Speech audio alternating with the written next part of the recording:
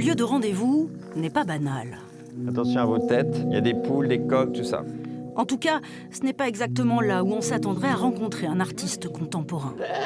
Je voulais faire ma maison ici, puis finalement je fais la maison de moutons. C'est un tableau qui va être dans l'exposition normalement aussi, qui s'appelle le paysage biographique de mes parents. Ils se voyaient l'un l'autre par ça, et donc ils se sont rencontrés, ils faisaient du solex tous les deux, ils se sont rencontrés, voilà. Et puis après ils ont monté cette ferme avec les moutons. Le vert c'est moi.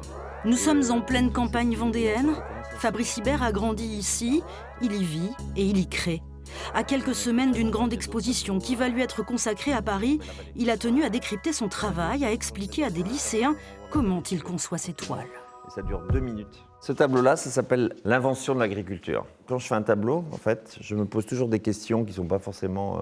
voilà. À quel moment on a inventé l'agriculture? J'avais jamais vu cette façon-là de représenter le monde comme il dit. Je trouve ça super intéressant, on dirait qu'il mélange toutes les formes... Enfin, c'est très schématique en fait. Et je trouve ça super intéressant puisqu'on voit un peu sa façon de penser.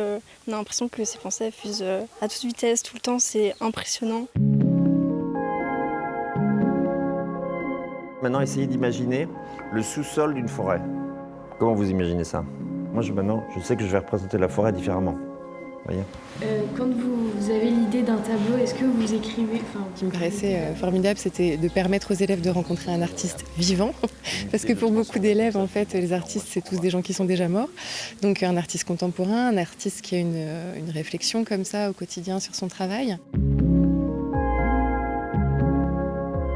J'ai appris dans le monde, quand je voyage à Tokyo ou au Mexique ou au bord de l'eau ou dans la montagne, j'ai envie de montrer ça.